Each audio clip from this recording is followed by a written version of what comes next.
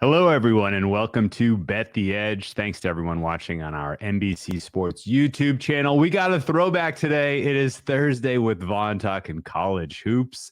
We have a ton of hoops to discuss, in fact. Vaughn will help us handicap a surging Arizona club and highlight other teams who could be value bets to make the Final Four right now. We'll also break down Auburn leading a loaded SEC field and wrap up with where we would like to see De'Aaron Fox end up if the Kings elect to trade him. Vaughn, how we doing? I'm doing well, man. Just continuing my peacock grind. I'm super excited to talk about De'Aaron Fox today because I was texting the producer and I'm like, Miami, right? It's so obvious. Seems like that would be the spot, but the more I look at it, I'm like, there's some landing spots here. So some good conversation today. Hopefully we can get some long shots, Drew. Oh, absolutely. And I'm excited to start talking about Big 12 basketball. If you missed it last week, we did a little bit of discussion of the SEC. We talked about the top of the board and Duke kind of running away with the ACC. We didn't talk much about the Big 12. We gave a little bit of shine to Iowa State, but lo and behold, Arizona beats Iowa State this weekend in overtime.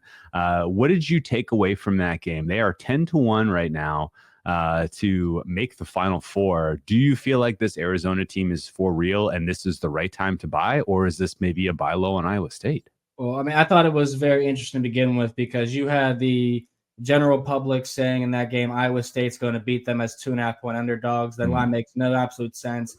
Then Caleb Loves gets that, that heave of a lifetime and then goes off in overtime. And people were like, see, Arizona was always the right side. Betting's not easy in general, but don't let certain things like that type of stuff fool you. And Arizona, to me, if you're asking who I'd rather take in a Final Four national championship market, Drew, 100% Iowa State over Arizona. But Arizona's on a great run, man. 10-1 the last 11. Everything looks like it's going their way, but there's some problems. Look at Caleb Love, the guy that makes those big shots. His shot selection is terrible. He's ranked last efficiency-wise out of their starting five. Third best turnover rating, which is not what you want from your point guard. He's barely first in usage rate. This team not identical on home to road neutral courts, Drew. So I really have to pass on them, man. I look at their numbers, and I'm just not impressed with them overall, defensively or with the assist numbers as well. Yeah, that all checks out. The red flashing light for me is they don't get up threes, and they give up infinite threes, which means if they run up against just like a good team that's well coached, they're in trouble now. A lot of that stuff too. Like at home, they're shooting better, as normal, but on the road, you see everything drop. But any team that ranks 11th in assist rate at home compared to 320th in the country on road or neutral courts, I don't think is a good buy at any price, to be honest with you. So yeah, I just think their offense is, a lot of baloney. I hate to say it. Okay. What is your just general opinion of the Big 12 right now? Is this the most stacked conference in basketball? I would have said in the blind, it was the SEC last week, but maybe I got caught up in just sort of the top heavy nature right now. Houston obviously ranks number one among the Bart Torvik numbers, which I have a huge amount of respect for. Iowa's 7th, Arizona's 10th, Kansas is 12th, Texas Tech is 13th. Like all of a sudden, like 5 teams in the top 13 of the T rank that's pretty good. Yeah, no, I agree. It's very tough to say who's the best conference right now between the SEC, the Big 10, or the Big 12, because you kind of feel like you have 6 or 7 teams that are definitely going to be in the field for March. They're definitely going to be in contention to win their conference tournaments. But it's hard to say because, if you just watch Kansas UCF, 90% of the game, UCF is the right side. Yeah. They should win that game, And West Virginia has been beating teams left and right, too, making very tough games.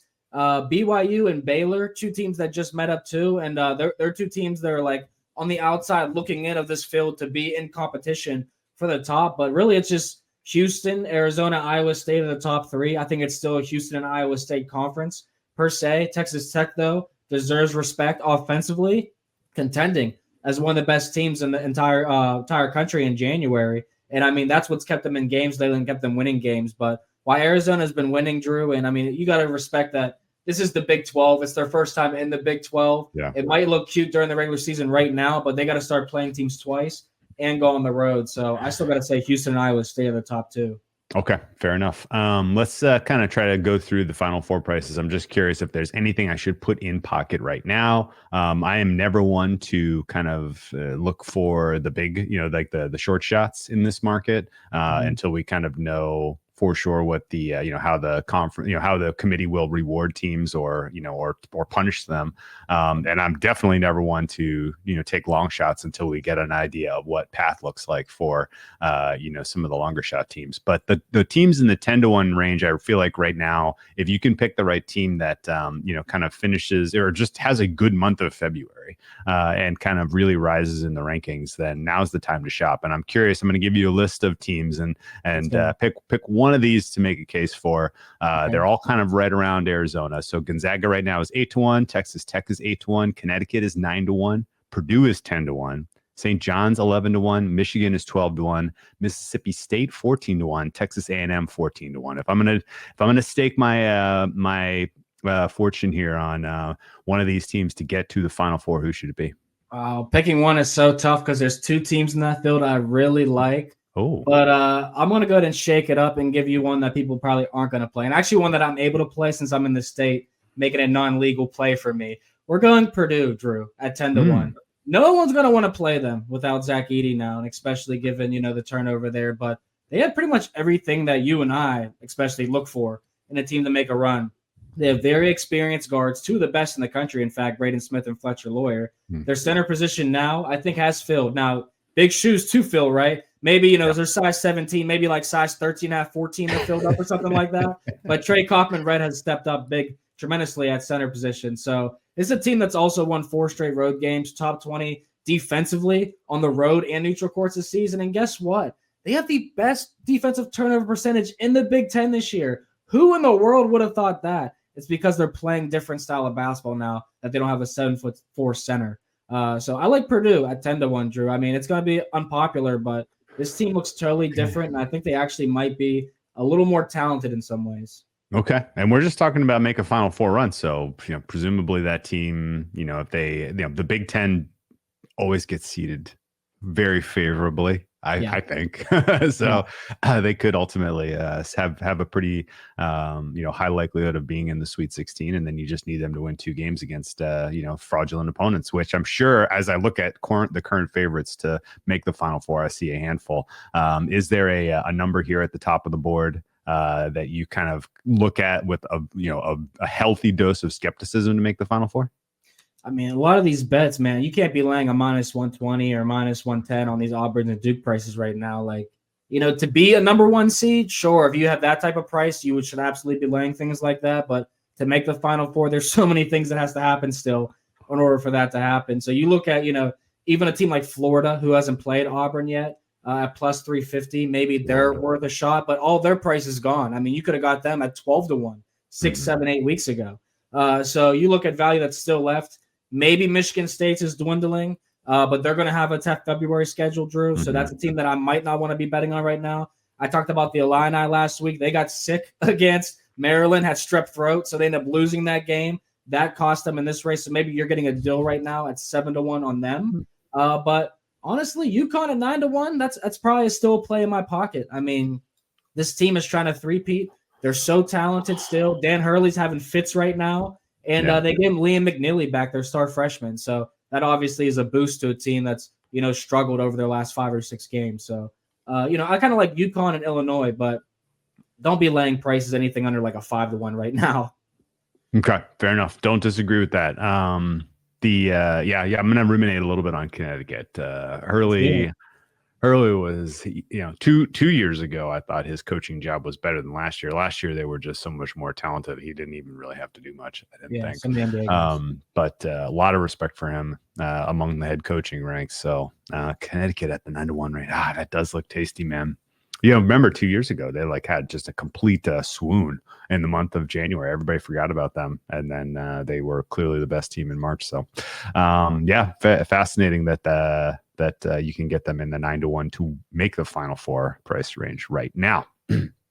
With that, we move on. The Wolves look to stay out of the relegation zone this weekend when they host Ollie Watkins and Aston Villa. Catch the matchup at 12:30 p.m. Eastern this Saturday, only on NBC and Peacock. You will know this if you heard us yesterday, Vaughn, but we're now a soccer show. Had a great conversation with Jay yesterday, talking EPL, talking Champions League, and I will certainly be tuning in to see if the Wolves can avoid relegation, which I'm kind of hoping they continue to stay in that zone, but we'll see. Let's go back to college basketball. I have a couple more questions for you. I'm going to focus a little bit on Auburn. They obviously have a huge win against Tennessee, and I have some thoughts on Tennessee that I'd like to bring to get your opinion on here as well. But huge win over the weekend against Tennessee. Johnny Broome is back, and I'm curious if you think that they should be favorites with Duke to win it all. And I guess just are we at sort of a local high for this Auburn team? Right? Like, is this going to be the team that we talk about as the proverbial peaked too early? I think the Florida Gators would be the team that probably peaked too early. Okay. In that conference, but I think Auburn's just that good. Like the past 2-3 seasons, the hype around them is built up every year. The home crowd advantage has got stronger every single season, and I think this is the year that they should put it together. But I mean, Duke having the best player in the country, that's going to contend for them. The only two teams that I've actually bet on so far in this market is Auburn at plus 550 and Iowa State at plus 1200. So if you're asking me if I think Auburn should be deservingly ranked, I do think so. It's because they're deeper than most teams. They have enough guys back. And Broome, top 5 player in the country, Drew. But it's hard to say they peaked too early when I think that they're also the most talented team. I would say like a team like Florida, Alabama, Kansas, those teams looked a little good early, and now they're starting to look a little questionable as we get closer to March. Okay, so Auburn's at 4-1, Duke's at plus 450.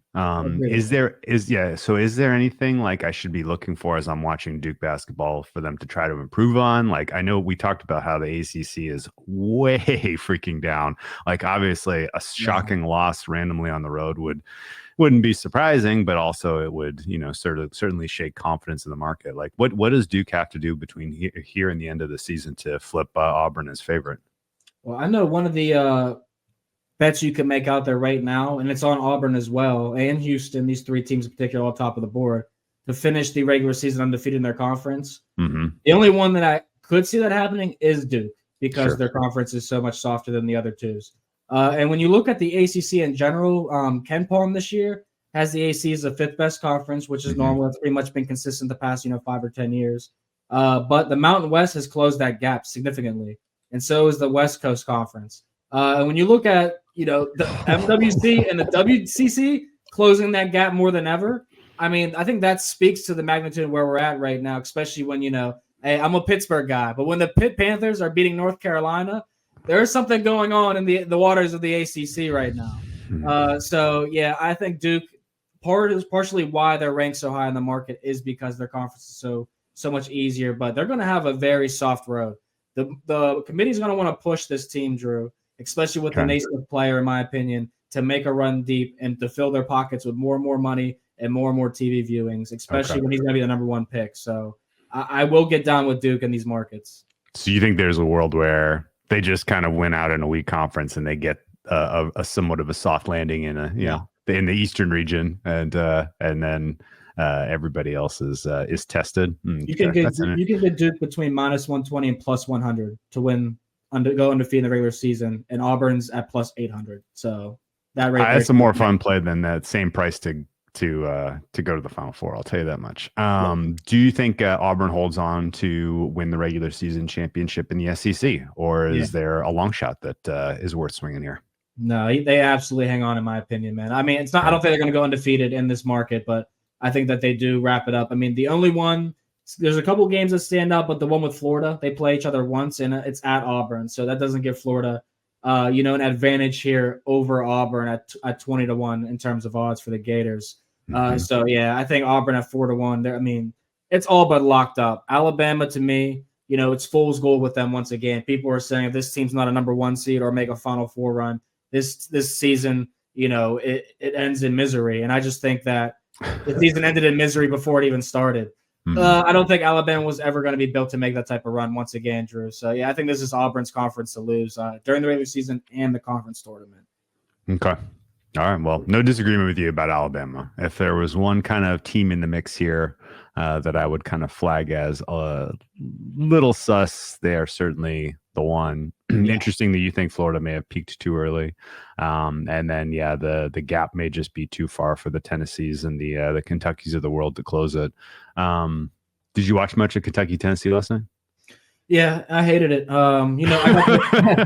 I got the closing line value because when I saw that, Kentucky was going to be down 2 starters, I was like, the time is now if you're going to bet Tennessee. Obviously, you could wait to bet Kentucky, but I bet Tennessee first half -4.5. They missed a layup at the buzzer, or with 5 seconds left to go up by 5, and then Kentucky just ran away with the second half. But Tennessee, to me, man, it could not stop the 3-ball. And for a defense that's as soft as Kentucky, ranked, bottom 3 in that conference over the last 2 weeks, defensive efficiency-wise, you can't take advantage of them. That's a red flag to me. So, why Kentucky's role players stepped up and made them look a lot better, I think I took away more negatives from Tennessee than anything. How about you? Really? Wow. Tennessee always pops on my numbers as a team that is undervalued by market in like the long term, in the long arc of things. And I tend to try to look for times in the season where they lose back-to-back to Auburn and Kentucky to buy Tennessee prices.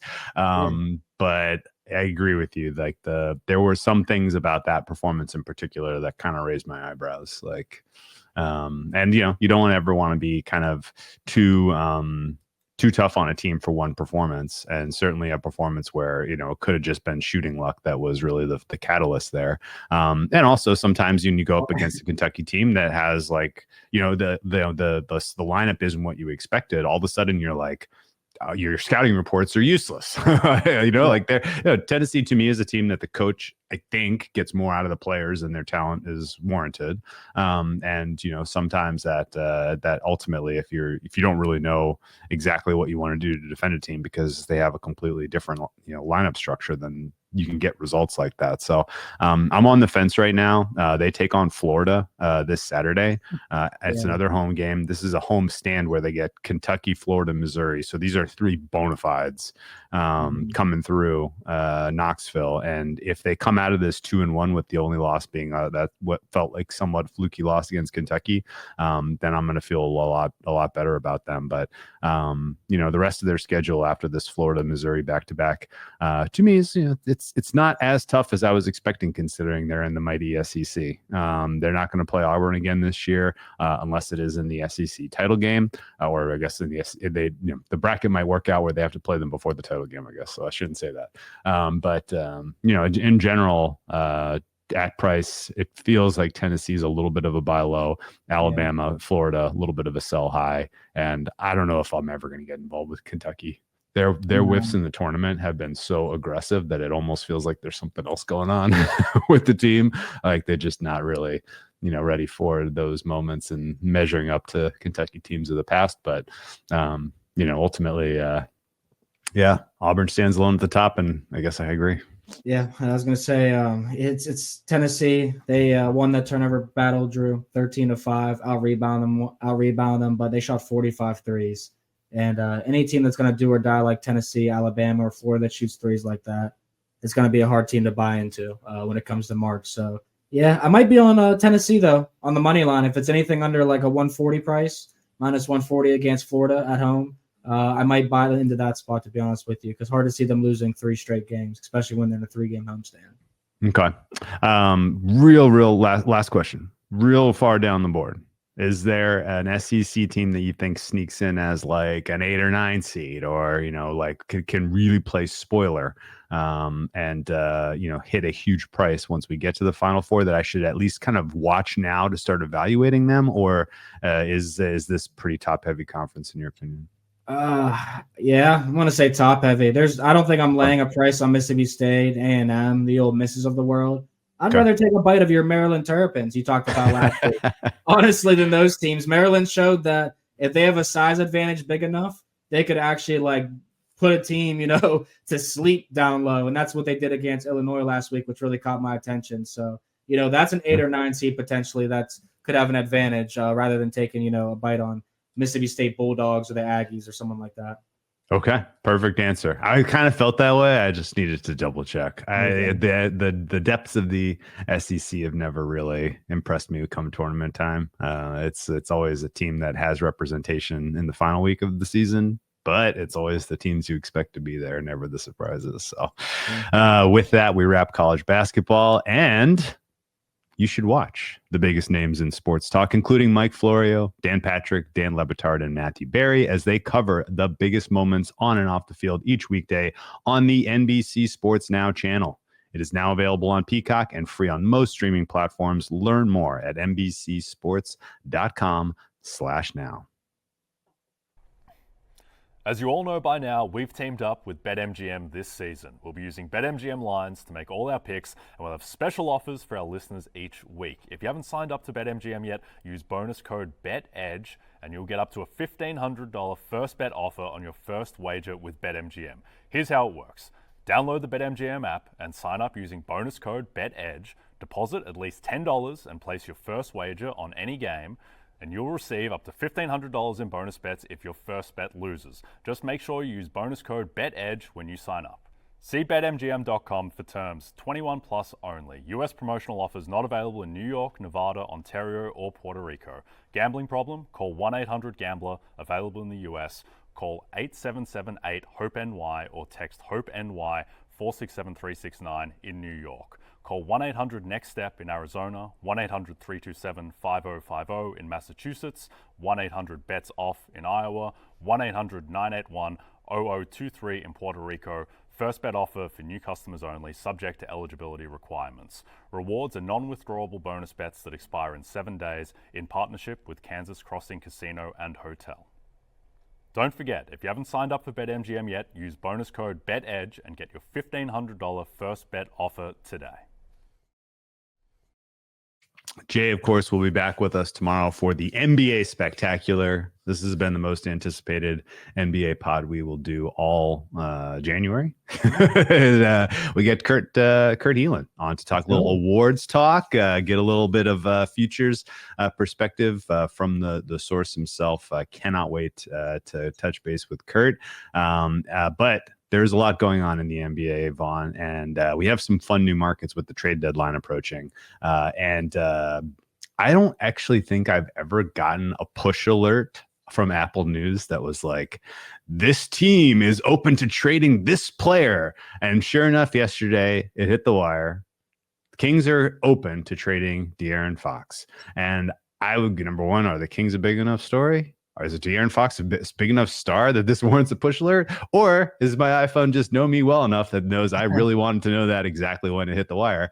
I think it's probably the latter. But I think this is a really fun and fascinating kind of last minute wrinkle in the trade deadline.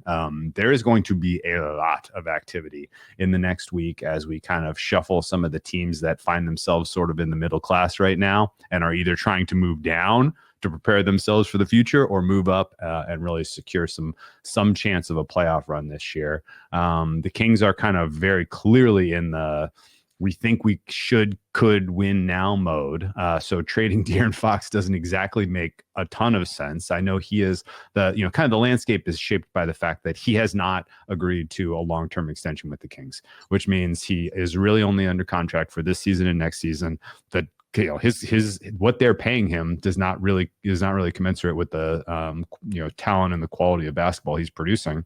And if he just kind of goes into unrestricted free agency, then the Kings are left with nothing as far as compensation. And so this is probably the right time for them to consider doing this. And I guess credit to the Kings for even taking this initiative. It seems like Fox himself and his camp are pretty clearly pointing at a couple of destinations here.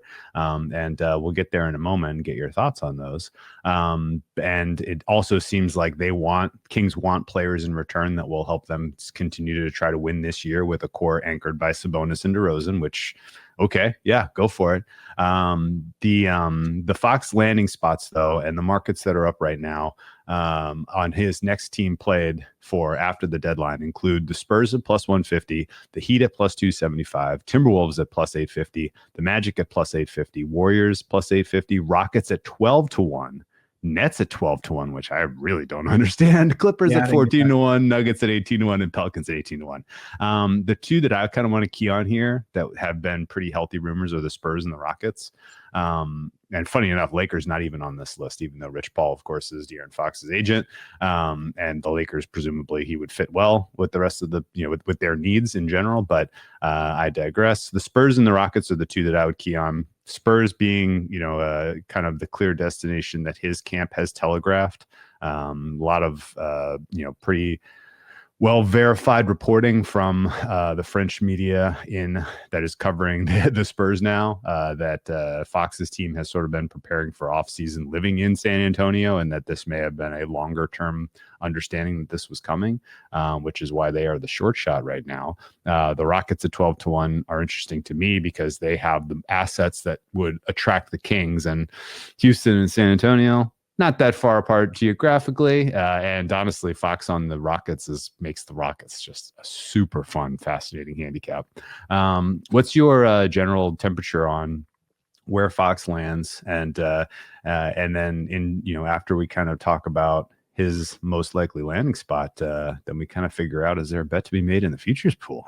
Yeah, I mean, I love that San Antonio tidbit there because I was pretty surprised when I saw that they were the favorites in this market, but it makes sense. I mean, you look at a team like the Oklahoma City Thunder, for example, and them really buying into the young youth players, developing them, and San Antonio's trying to do the same thing with Wembanyama and a couple of these other role players right now, but they don't have a guard that's going to take them over the top and get them 20 points and 10 assists.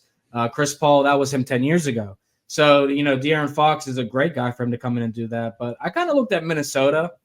So intriguing to me because you talk about a duo of two guards that could really take over any single NBA game. It'd be De'Aaron Fox and Anthony Edwards. You'd have two of the quickest, most athletic guards that could score from three or inside. I mean, that duo competes with Luka and Kyrie, Ja Morant and Desmond Bane right away. But do they have the assets, Drew? I mean, certainly not the draft picks, right? They gave them all away. They got a 2025 that's protected from Detroit, but protected 1 through 13. Maybe they get there, maybe they don't. A 2028, that's it for the next 3-4 years. You look at Julius Randle, they probably ready to move on from him. But you got rookies like Tristan Newton, Rob Dillingham, Terrence Shannon. They've all barely played or been injured at some point, and you're out Dante DiVincenzo now for the season. I mean, Minnesota, if you want to make the playoffs and not be in that playing situation, I think they kind of have to make a move. And De'Aaron Fox would make a lot of sense paired with Anthony Edwards because right now Mike Conley is your starting point guard. That's not what Anthony Edwards probably expected coming into the season, Drew. Yeah, that's a very fair point. I guess and I hadn't even really thought about the Timberwolves, but and I also, it's very confusing to me whether the Kings would ultimately accept an asset heavy trade, right? Which is, I think, all the Spurs could really offer. The Spurs are loaded with first round picks. They have all of their own, and they've accumulated a handful of others, some of them which are pretty carefully protected.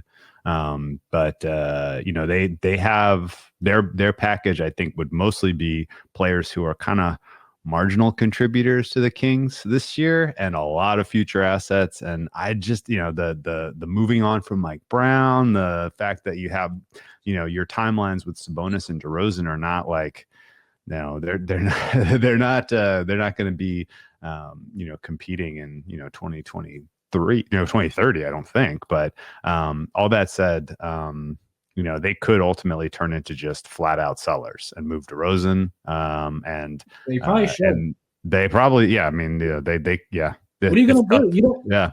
De'Aaron Fox he's a great player. Like, he is seriously one of the best guards in the league, but he's not a standalone player. Like, he needs to be paired with somebody else. When you have, Kevin Durant and Devin Booker as your 8 seed right now, Sacramento's 10. You got Luka and Kyrie in Dallas at 9. You have all these stars paired up on a lot of these teams. That's what I'm saying. Like, a Minnesota needs to go pair him up with Anthony Edwards. And you look at most of the teams at the top. I mean, OKC's got their pair. Memphis has their pair. Denver, LA Lakers, everyone has them. I mean, you don't look at the Kings and say that Fox and Sabonis is that pair that's going to take you anywhere very far, and that's no disrespect to them. It's just, I think the way that Sacramento is rebuilt, you're in too much contention with too many other good teams with star players that you're not going to get anything out of your playoff runs, if anything. So I would take those picks with San Antonio. I would take them all. Yeah. Yeah. As far as players coming back for San Antonio, I think a realistic package would be something like Keldon Johnson and Devin Vassell plus like 3 firsts. Well, you're not winning a playoff series this year because like that was, if you had before this Fox News hit, like my working assumption was the Kings want a playoff series win, period. Like they got over the hump. They finally got to the playoffs with Mike Brown in year 1. Now they want a playoff series win, which in, as weak as the West is, if they can get, a home playoff series, which they could, if they continue performing as well as they have this last, month, then, sure. Why not? And well, I kind of thought they might've been in the, like the Jimmy Butler trades space, right? Like let's go get Butler and put him with Fox and Sabonis and make a run at this. Let's do it. Yeah. But now it does feel like, if you are going to open up this door and see what the best package you can get for Fox is, it's probably going to be whatever you can get with San Antonio and scooping all these first round picks. Now, do you take a gamble that San Antonio won't ultimately be picking in the 20s with Wembanyama as a perennial all NBA player next to an amazing, young guard in his prime with Fox? I guess you have to make that call. But really fascinating situation. The possibility of the Rockets making the move doesn't move the needle for you because if the Kings wanted to save a little bit of face here and put players on reasonable contracts for the next couple of seasons to pair with Sabonis and DeRozan, like the Rockets are the team that gives them that. And the Rockets, like they almost have too many players, right? Like you could pick the, Reed Shepherd off of that team and, maybe develop him, give him some opportunity because right now there's just no opportunity for him to play. You could take back Fred VanVleet, there certainly are players on the Rockets who make sense and that at least gets, Fox near the destination that he ultimately intends to go. But, I guess, the reason I'm asking this is less about betting Rockets next team 12-1 and more about like, does it make sense to bet the Rockets in the West? Obviously the Rockets are a team that has no playoff experience, at least this core. So expecting them to make a run year 1 is asking a lot. But I got to tell you, Fox with Thompson, Amen Thompson has taken a humongous leap forward this season. The flexibility that they have as far as lineups they can put together, the coaching, which has proven to be, top in the top 3 in the NBA this year, all that signals to me that if Fox landed in Houston, I would at least take a swing on the Rockets at price. Have you watched much Rockets basketball? I definitely saw them against the Celtics and Thompson. beat the Cavs twice and the Celtics. Yeah. I mean, the Rockets to me is another team. Like you look at the Thunder, last year, like the Rockets kind of are similar to that type of story. Sure. This team is trending up in the right direction with tons of young players, the youth, they're meshing well. And it's hard because the Thunder, if I'm not mistaken, didn't make any moves last year at the deadline. And the Rockets to me kind of seem like a similar team where it's like everything's going so well, we're becoming what we want it to be. We don't want to mess that up. So that's the only thing for me that's kind of keeping me away from maybe seeing Rockets and Fox mixed together. But it's an interesting call. I mean, they have the pieces. I don't see what the Sacramento Kings would be getting out of thinking, hey, this is our year to make an NBA Finals run. Like, what makes you think that? Yeah. It's fair. It's just like the Rockets to me are kind of flying under the radar as an interesting trade deadline team because they have too many assets. Like you have young potential role players like Cam Whitmore and Reed Shepherd who can't get on the floor. Like that's good. That's a good problem to have. You have a bunch of picks coming up that are probably going to be in the teens and outside of the lottery. You have a ton of assets that you could potentially make a swing for a player like this. And I think Fox raises their floor, particularly in a playoffs by a lot. So, yeah, if not Fox, who is maybe the next question. Would they consider making a move for Jimmy Butler? Would they consider making a move for Brandon Ingram or something along those lines? Like there are a lot of really interesting, good players who are, kind of good fits and could really help raise the Rockets floor. That has me interested in maybe just taking a small bite on Rockets West in case all of a sudden they have a super team, because the Thunder are clearly the best in the West, but beyond that, it gets pretty weird pretty fast. Yeah, I mean, I was gonna say the one team that intrigued me, the Denver Nuggets, at 18-1 on this list to get Fox, because you're in this position where they obviously still believe in their team in a playoff format. I mean, they're still the Denver Nuggets, so they're going to be a tough out no matter who they play. But you kind of think like this might be a time for them to go get another player to kind of keep them in the mix of being one of the top 3 or 5 teams in the NBA. Because right now, you watch the Denver Nuggets on a regular basis. Like, as a Bulls fan, we have no business being in the same game and beating the Denver Nuggets. But, it's kind of where we're at in the NBA right now with a lot of teams trying to find their footing, guys being out almost every night on a regular basis, injuries and other things. But, yeah, the Denver Nuggets are interesting to me, Drew. I feel like that's a team that might have to be involved with the deadline here. Okay, interesting. I don't have any read on what they're going to do. I don't think they do either. Final note to close the book on the Kings. Right now, they are 750 to win the Pacific, 40-1 to win the West, and 100-1 to lift the Larry O'Brien. Those are absurd prices. Actually, 750 to win the Pacific if they held on to Fox and made another move, is all of a sudden that's a good bet. But right now their live over under win total is 43.5. They have currently won 24 games, excuse me. The under is minus 125. Trading Fox to me signals white, especially if it goes to San Antonio, that's white flag season, and that under 125 is a nice play on 43.5. Missed playoffs. Yes, plus 130 would be a fun bet. They currently have the 8th toughest remaining schedule in the league based on opponent win percentage. Thank you for hanging with us this long. If you want a little NBA action for your Thursday, I have Atlanta Hawks and I have the Orlando Magic on my card tonight. Yes, the Magic, who I have been throwing dirt on and hoping that they miss the playoffs. I think they get the better of the Trailblazers. That's actually the best bet on the board for me on Thursday. But with that, enjoy your NBA content and be sure to tune in tomorrow for Kurt Heelan of Pro Basketball Talk and some NBA awards talk. Vaughn, best of luck. Thank you. You too, Drew. Don't forget to check out NBCSports.com for more information to help you with your wagers. Thanks to those of you watching us on our NBC Sports YouTube channel. And if you're listening to us in podcast form, don't forget to subscribe and rate us. Also, a reminder to find all your favorite NBC sports shows on Amazon Music. Just head to amazon.com/NBC Sports.